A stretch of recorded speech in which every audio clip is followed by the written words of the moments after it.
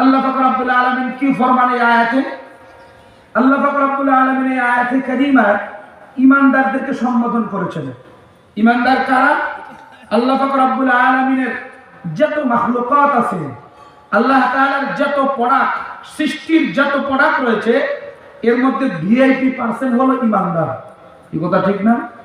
VIP percent এনারা আল্লাহ পাক রব্বুল আলামিনকে ইয়াকিন করে, আখিরাতের উপর ঈমান রাখে, জান্নাত জাহান্নাম মানে, হাসর ফুলসিরাত মানে, তথা সমস্ত আম্বিয়া কেরামের উপরে ঈমান নিয়ে আসে, সমস্ত আসমানি কিতাবের উপরে ঈমান নিয়ে আসে, তাকদীর বিশ্বাস করে, পুনরুত্থান আখিরাতকে বিশ্বাস করে। এগুলো সমস্ত বিষয় যা বললাম, এগুলোর উপরে ইয়াকিন করেন ওয়ালারা হলো ঈমানদার। এই কথা ঠিক না? আপনারা কি রাগ করছেন? আমার কথা বুঝতে প্রবলেম হচ্ছে? আল্লাহ পাক রব্বুল আলামিনের ভিআইপি পার্সেন্ট হলো ঈমানদার। এই ভিআইপি পার্সেন্ট যারা, এদেরকে সম্বোধন করে আল্লাহ তাআলা ফরমান না, কোরআনে কারীমের মধ্যে আল্লাহ তাআলা মানুষদেরকেও সম্বোধন করেছেন, বনি আদমদেরকেও সম্বোধন করেছেন, ইয়া আইয়ুহাল্লাযীনা কাফারু কাফেরদেরকেও সম্বোধন করেছেন। এমনি ভাবে আল্লাহ তাআলা বিভিন্ন ভাবে সম্বোধন করেছেন। এই সম্বোধনটা একটু ভিন্ন আঙ্গিকে, অর্থাৎ আল্লাহ পাক রব্বুল আলামিন ঈমানদার যারা, তাদেরকে ডাক দিয়ে বলেন, অর্থাৎ আল্লাহ পাক রব্বুল আলামিনের আস্থাভাজন, আল্লাহ তাআলার পরিবারের যারা, আল্লাহ পাক রব্বুল আলামিনের বিশেষ লোক যারা, তাদেরকে সম্বোধন করে বলেন। কি বলতেছেন সামনে? আল্লাহ তাআলা দুটা কাজের বিষয়ে গুরুত্ব দিতেছেন, দুটা ফরমান জারি করতেছেন। একটা ফরমান হলো আল্লাহকে ভয় করার মতো ভয় করো। দ্বিতীয় নাম্বার ফরমান হইল যে মুসলমান না হয়ে মরিও না। আল্লাহ তাআলা ঈমানদারদেরকে কয়টা ফরমান জারি করেছেন? ভাই সবাই বলেন কয়টা ফরমান? একটু হাত উঠে বলেন কয়টা ফরমান? একটু জোরে বলেন কয়টা ফরমান? এক নাম্বার আল্লাহকে ভয় করার মতো ভয় করো। দ্বিতীয় নাম্বার মুসলমান না হয়ে মরিও না। আল্লাহ পাক রব্বুল আলামিন ঈমানদারদেরকে বলছেন। তাহলে আমাদের এখানে কয়েকটা বিষয় খুব জরুরি জানার। এক নাম্বার হলো আল্লাহ পাক রব্বুল আলামিনকে ভয় করার মতো ভয় করতে হবে। উনি যেমন সত্তা, সেই রকম আমাদের ভয় দিলের মধ্যে রাখতে হবে, এক নাম্বার কথা। দ্বিতীয় নাম্বার মুসলমান না হয়ে মরিও না। প্রথম কোথায় আসেন? আল্লাহকে ভয় করার মতো ভয় করতে হবে। এটার জন্য ট্রেনিং, প্রশিক্ষণ, কোনো কিছু শিখা এবং কারো মাধ্যমে এটাকে আমার প্রশিক্ষণ নিয়ে ভয় করার ব্যবস্থা করা, কিভাবে আসবে, কিভাবে অর্জন হবে, এগুলো কিছু দরকার আছে কি নাই বলেন? এমনি এমনি তো একজনের ভিতরে আল্লাহ তাআলার ভয় এসে যাবে না। এমনি এমনি সে মুত্তাকি হয়ে যাইতে পারে না। এমনি এমনিতেই সে একজন আল্লাহর ভয় ভীতি ভিতরে রাখতে পারে না। অবশ্যই এটার জন্য ট্রেনিং এর প্রয়োজন আছে, এটার জন্য প্রশিক্ষণের প্রয়োজন আছে। যারা আল্লাহকে ভয় করে ওই রকম ব্যক্তির সান্নিধ্য প্রয়োজন আছে, অমন ব্যক্তির সাথে চলাফেরার প্রয়োজন আছে। ঠিক যেমন একজন ডাক্তার, ভালো ডাক্তার হইতে হইলে ভালো ডাক্তারের কাছে ইন্টারভিউ করতে হয়, তার সাথে চলাফেরা করতে হয়, তার সাথে বসে পরামর্শ করতে হয়, তার সাথে সমস্ত কিছুকে ডিসকাস করতে হয়, তারপরে এই ব্যক্তি অনেকদিন পর ভালো একজন ডাক্তার হয়। কথা ঠিক না ঠিক? তাহলে আল্লাহ পাক রব্বুল আলামিনের ভয় যার দিলে আসবে, অটোমেটিক এই ব্যক্তিরও প্রশিক্ষণ নিতে হবে। কিভাবে আল্লাহ তাআলার ভয় আসবে? আল্লাহ পাক রব্বুল আলামিনের ভয় এসে গেলে সেটা আলামত কি হবে? আল্লাহ পাক রব্বুল আলামিনের ভয় যার কাছে ভিতরে এসে যাবে, এই ব্যক্তির মর্যাদা আর পাওয়ার কি হবে? আমরা এগুলো স্তর বাই স্তর শুনবো। আল্লাহ তাআলা আমাদেরকে তৌফিক দান করুন, বলেন আমিন। প্রথমে এখন আসুন, আল্লাহ পাক রব্বুল আলামিন বলছেন আমাকে ভয় করার মতো ভয় করো। এই কথাটার অর্থ কি? মুফাসসিরিনে কেরাম তাফসীরের কিতাবে লেখে যে আল্লাহ পাক রব্বুল আলামিন যেমন সত্তা, সেই রকম ভয় করতে হবে। আমি আপনাকে বোঝানোর জন্য উদাহরণ দেই। আমাদের সমাজে যার পাওয়ার বেশি আমরা তাকে সেই পরিমাণ ভয় করি, যার ক্ষমতা বেশি তাকে আমরা ভয় করি, যার ক্ষমতা কম তার ভয় আমাদের ভিতরে কম থাকে। কথা ঠিক না ঠিক? আসলে আপনাকে আমি উদাহরণ দিয়ে বুঝাই। আগে প্রাণীর থেকে উদাহরণ দিই। একদম যেগুলো প্রাণী আমাদের মাঝে চলাফেরা করে, এগুলো প্রাণীর মধ্যে বিড়াল আমাদের বাড়িতে থাকে, আশেপাশে ঘোরাফেরা করে। এর ক্ষমতা কত দূর? এ যদি ক্ষিপ্ত হয় তাহলে আপনাকে হাসুর দিতে পারে, যদি আরো বেশি ক্ষিপ্ত হয় তাহলে কামড় দিতে পারে। কথা ঠিক না ঠিক? এতটুকু ক্ষমতা তার কাছে থাকার কারণে বিড়ালকে আমরা একটু ভয় পাই। কেন তার ক্ষমতার পাওয়ারটাও একটু, এই জন্য আমরা একে ভয় পাই।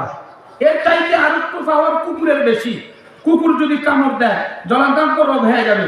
এই জন্য নাভিতে 18টা ইনজেকশন দিতে হয়, যেই ভ্যাকসিন সরকারি সদর হাসপাতাল থেকে সংগ্রহ করতে হয়। এই জন্য এর পাওয়ার আর ক্ষমতাটা বেশি। এই জন্য কুকুরকে আমরা বেশি ভয় করি।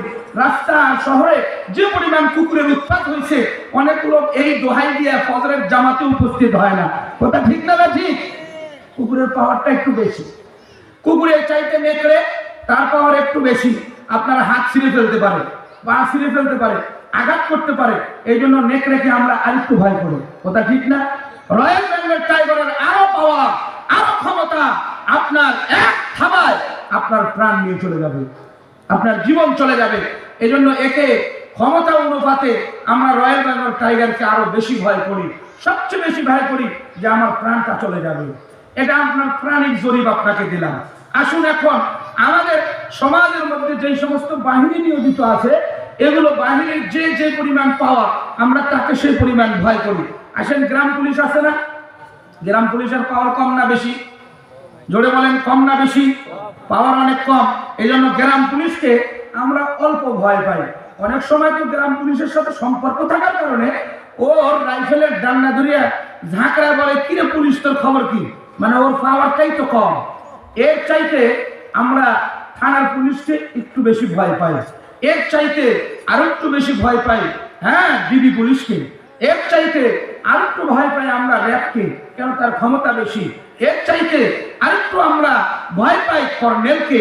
এমনি ভাবে যাইতে যাইতে এমপিকে, এমপি থেকে মন্ত্রী, মন্ত্রী থেকে প্রধানমন্ত্রী, তার চাইতে প্রাইম মিনিস্টার, ওকে আমরা সবচেয়ে বেশি ভয় পাই। কেন? ওর পাওয়ার সবচেয়ে বেশি। কথা ঠিক না ঠিক? এখন আপনি ঠান্ডা মাথায় বলেন তো, আমি যে পরিমাণ জরিপ দিলাম, ক্ষমতা আমার যে পরিমাণ থাকে, ওই পরিমাণ তাকে আমি ভয় পাই। বলেন তো, বিড়াল থেকে নিয়ে কুকুর, কুকুর থেকে নিয়ে নেকড়ে, নেকড়ে থেকে নিয়ে রয়্যাল বেঙ্গল টাইগার, এইদিকে গ্রাম পুলিশ থেকে নিয়ে, থানা পুলিশ থেকে নিয়ে, বিডি পুলিশ থেকে নিয়ে, আপনার র্যাব থেকে নিয়ে, কর্নেল, ব্রিগেডিয়ার জেনারেল থেকে নিয়ে, এমপি মন্ত্রীর থেকে নিয়ে, প্রধানমন্ত্রীর থেকে প্রাইম মিনিস্টার, যে পরিমাণ পাওয়ার রয়েছে, সারা পৃথিবীর সমস্ত পাওয়ারকে একত্রিত করলে আমার মওলার কাছে কিছু? জোরে বলেন কিছু? তাহলে আল্লাহ রাব্বুল আলামিনকে কি পরিমাণ ভয় করার দরকার? আল্লাহ রাব্বুল আলামিনকে কি পরিমাণ ভয় করার দরকার? আমরা সেখান থেকে ক্লিয়ার বুঝতে পারি, কেন পৃথিবীর কোন শক্তি, পাওয়ার, ক্ষমতা, এগুলো আমার মাওলার সাথে কোনোদিন মেলানো যাবে না। কথা ঠিক না ঠিক? আল্লাহ তাআলা ডাক দিয়ে বলেন, ইয়া আইয়ুহাল্লাযীনা আমানুত্তাকুল্লাহ হাক্কা তুকাতিহি ওয়া লা তামুতুন্না ইল্লা ওয়া আনতুম মুসলিমুন। আল্লাহু আকবার। আল্লাহ তাআলা ডাক দিয়ে বলেন, ও ঈমানদারগণ, ও বিশ্বাসীদের জামাত, ও আমার ভালোবাসার বান্দারা, আমাকে যেভাবে ভয় করতে হয় সেইভাবে ভয় করো। আর মুসলমান না হয়ে মরিও না। যদি আমাকে ভয় করার মতো ভয় না করতে পারো, তুমি কোন সময় আমার আস্থাভাজন হইতে পারবে না। আমার নিকটবর্তী হইতে হইলে আমার ভয় ভিতরে রাখতে হবে, আমার সম্মান এমন রাখতে হবে যে ভয়ের জন্য তোমার প্রশিক্ষণ নেওয়ার জন্য আমার সত্যবাদীর জঙ্গি হইতে হবে। আল্লাহু আকবার। সত্যবাদীদের সঙ্গী হইলে আপনি এই প্রশিক্ষণ নিয়ে দিলের মধ্যে ভয় ঢুকাইতে পারবেন। প্রশিক্ষণটা নিতে হবে সত্যবাদীদের সঙ্গী হইয়া। সত্যবাদী আমাদের সমাজে আছে না নাই? ধরে বলেন, আছে না নাই? কিন্তু সংখ্যায় কম, সংখ্যায় কম। কিন্তু সত্যবাদী মাগার থাকবে, কিন্তু এদের সংখ্যা কম। খুঁজে আপনার বের করতে হবে। তাহলে আপনি ওই সত্যবাদীদের সঙ্গে যদি হইতে পারেন, আপনার ভিতরে আল্লাহর ভয় অটোমেটিক আসবে। তার সাথে থাকার কারণে, তার সাথে প্রশিক্ষণ নেওয়ার কারণে আল্লাহর বিধিবিধানের উপরে আপনি উঠে যাবে এবং অবশ্যই আপনার ভিতরে আল্লাহর ভয় এসে যাবে। কিন্তু যদি তাদের সঙ্গী না হইতে পারেন, সত্যবাদীদের সঙ্গী যদি আপনি না হইতে পারেন, তাহলে এটা অর্জন করা আপনার জন্য বহুত কঠিন। আল্লাহ তাআলা কোরআনের আয়াতের মধ্যে বলেন, ইয়া আইয়ুহাল্লাযীনা আমানুত্তাকুল্লাহ ওয়া কুনু মা'আস সাদিকিন। আল্লাহু আকবার। আল্লাহ তাআলা ডাক দিয়ে বলেন, হে ঈমানদারগণ, তুমি আমাকে ভয় করো আর সত্যবাদীদের সঙ্গী হয়ে যাও। সত্যবাদীদের যদি সঙ্গী হইতে পারেন তাহলে আপনার ভিতরে আল্লাহর ভয় অটোমেটিক আসবে।